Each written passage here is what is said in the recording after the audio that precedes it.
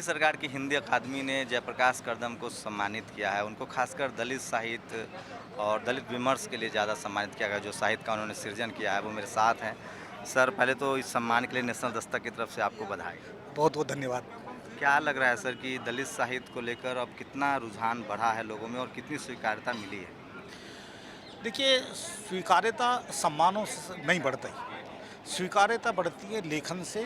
और लेखन जब उसे पाठकों के बीच पहुंचता है और पाठक के बीच में जब वो अपना प्रभाव छोड़ता है, और विशेष रूप से जो युवा लोग हैं, विद्यार्थी हैं, शोधार्थी हैं, वो उसको पढ़ते हैं, उसका अपने ढंग से विश्लेषण करते हैं, और वो जो उसका प्रभाव उसका जो पड़ता है, तो वो एक महत्वपूर्ण चीज़ होती है। पुरस्कार तो अपनी जगह है। पुरस्कार मिलने से ये होता है कि लेखक को कि उसे एक ऊर्जा मिलती है, उसका उत्साहवर्धन होता है, कि वो प्रेरणा मिलती है उसे कि वो और अच्छा काम करे जिस दिशा में काम कर रहा है। और जहाँ तक दलित साहित्य की बात है, तो मुझे लगता है कि जो ये इसकी स्वीकार्यता और प्रभाव का एक सबसे अच्छा परिणाम यही है कि आज देश के अधिकांश विश्वविद्यालयों में दलित साहित्य पाठ्यक्रम में पढ़ाया जा रहा है। और यहाँ तक कि जो हिंदी दलित साहित्य की मैं बात कर रहा हूँ, तो कई दूसरी भाषाओं में भी हिंदी की रचनाओं को अनुदित करके पाठ्यक्रम में लगाया जा रहा है। पुरस्कार को लेकर बात करें तो एक तरह का आरोप लगता था और लंबे समय से देखा गया है कि जो दलित साहित्यकार हैं, खासकर अगर वो दलित साहित्य लिखते हैं तो उनको जातिवादी कह दिया जाता था। पुरस्कारों की सूची में उनका नाम नहीं आता था। कुछ हालात बदले हैं? नहीं, ऐसा कुछ नहीं है, हालात बदले हैं। पुरस्कार देने वाले जो निर्णायक समितियां हैं, समितियों में आज भी वही लोग हैं, और वो अपने ढंग से ही अपना वो जो उनका अपना मानक है, मानदंड है, वो उसी के आधार पे ही वो किसको पुरस्कार देना है वो तय करते हैं। उस नीति उसमें कोई बदलाव नहीं आया है। मैं तो कहता हूँ कि ये जो पुरस्कार हैं, हिंदी अकेडमी या साहित्य अकेडमी या दूसरी अकेडमी जहाँ से भी पुरस्कार मिल रहे हैं, ये सरकारी पैसा है, और ये सरकारी जनता का पैसा है, और इसमें एक लोकतांत्रिक तरीके से इसमें एक भागीदारी सुनिश्चित होनी चाहिए। और ये देखा जाना चाहिए कि तब से लेकर अब तक, जब से ये अकेडमिक और जो संस्थाएं जब से बन रही हैं, तब से कितने पुरस्कार दिए गए, कितने लाखों करोड़ों रुपए की बंदर बांट हुई है, उसमें दलितों को कितना मिला है। उसी हिसाब को देखते हुए अगले आने वाले कुछ सालों तक केवल दलितों को ही पुरस्कार देना चाहिए अधिकांश उसमें, कि विभिन्न क्षेत्रों में वो इतना वंचित रहे हैं। तो ये तो एक लोकतांत्रिक प्रक्रिया। मैंने बहुत पहले 1999 में दलित साहित्य वार्षिकी का जब पहला अंक निकाला, उसके संपादकीय में मैंने इस बात को उठाया कि सरकार के करोड़ों अरबों रुपए की जो बंदर बांट है वो अपने ढंग से हो रही है, और उसमें दलितों का हिस्सा उसमें शून्य। मतलब उसमें भी बंदर बांट है अभी, मतलब पुरस्कार के लेवल पर भी भेदभाव होता है। वो कहने की जरूरत नहीं है। वो तो एक मंडली है, वो लोग एक ग्रुप समूह होता है कि वो कौन पुरस्कार निर्णायक मंडली में।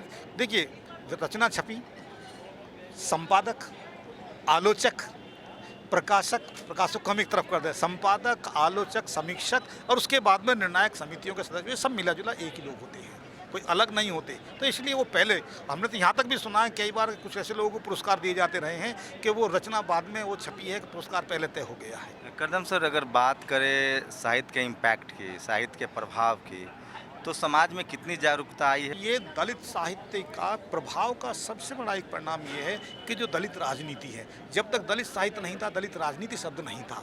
ये दलित राजनीति का शब्द आया, यानी कि राजनीति को एक ताकत मिली दलित साहित्य से, और उस राजनीति ने, इसलिए फिर वो राजनीति सत्ता तक गई।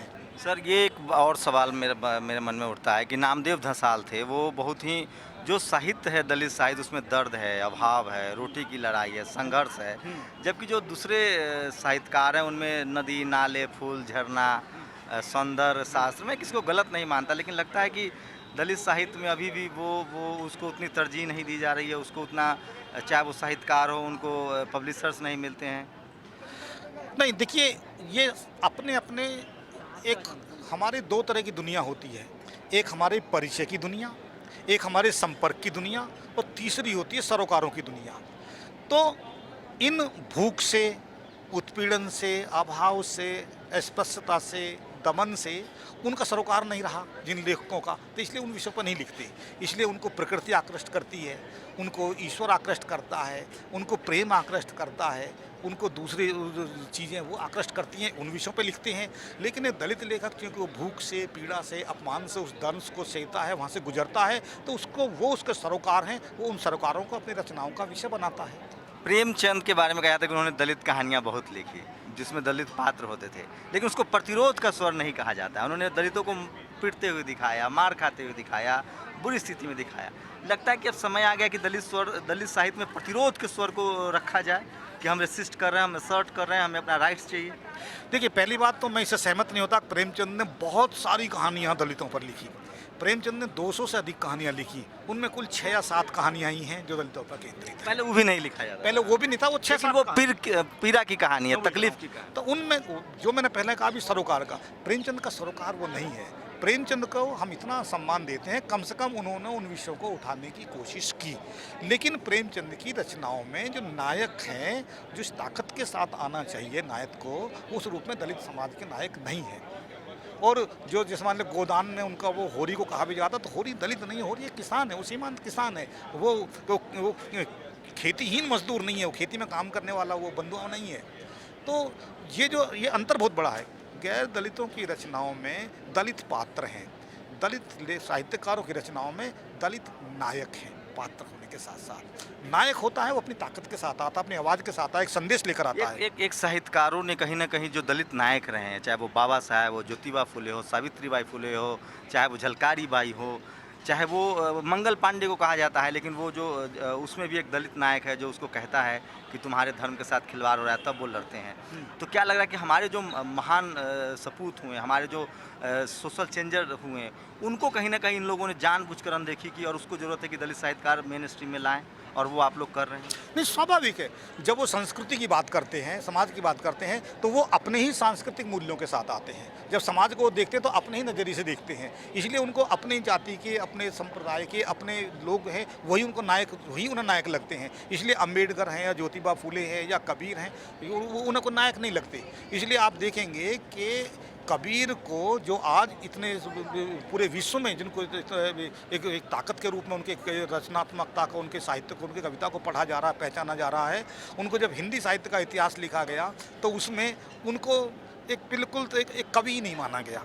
तो ये एक है, वो अम्बेडकर को क्यों मानेंगे? लेकिन ये दलित साहित्यकारों की जिम्मेदारी है, हमारी जिम्मेदारी है कि हम अपने नायकों को उनके नायकत्व के साथ में उनके इस कामों को सही परिप्रेक्ष्य में, उनकी दृष्टि को हम अपनी रचनाओं में विविध रूपों में, चाहे कविता में, कहानी में, उपन्यासों में हम ढालें, और ये सब कोशिश हो रही हैं। एक आखिरी सवाल सर, मार्केट की दुहाई दी जाती थी, क्या दलित साहित्य अब अपने पैरों पर खड़ा हो गया है? नहीं, अपने पैरों पर पूरी तरह खड़ा होगा ये तो हम नहीं कह सकते, लेकिन आज हाँ, एक दलित साहित्य बाजार का एक महत्वपूर्ण उत्पाद है। और इसलिए जो प्रकाशक कल तक दलित साहित्य को प्रकाशित नहीं करते थे, आज वो दलित साहित्य को प्रकाशित कर रहे हैं, क्योंकि उसकी बाजार में मांग है। मांग इसलिए है कि जो गैर दलित लोग हैं उनमें पढ़ने के प्रति वो रुचि नहीं है। दलित समाज क्योंकि नया शिक्षित हो रहा है, उसके अंदर पढ़ने की बहुत ज़्यादा ललक है, वो पढ़ना चाहता है, और पढ़ना चाहता है तो पहले साहित्य में खुद को देखना चाहता है, अपने जीवन को देखना चाहता है। तो ये जो बाज़ार है दलित साहित्य का, तो इस बाज़ार को प्रकाशकों ने भी समझा है, तो इसलिए वो प्रकाशक अब वो इस तरह का जो चीज़ें हैं, मैं समझता हूँ कि बाज़ार का एक बहुत महत्वपूर्ण उत्पाद आज के समय में है। ये तो जयप्रकाश करदम, जिनको साहित्य दिल्ली हिंदी अकादमी ने अवार्ड दिया है, सम्मानित किया है, और इससे एक नई उम्मीद जगती है कि जो दलित साहित्य की जो रचना कर रहे हैं वो आगे इस काम को और तेज़ी से बढ़ाएंगे, और जो मार्केट के लिहाज से दलित साहित्य है वो अपने पैरों पर खड़ा हो रहा है। कैमरामैन नितिन के साथ शंभू कुमार सिंह, नेशनल दस्तक, दिल्ली।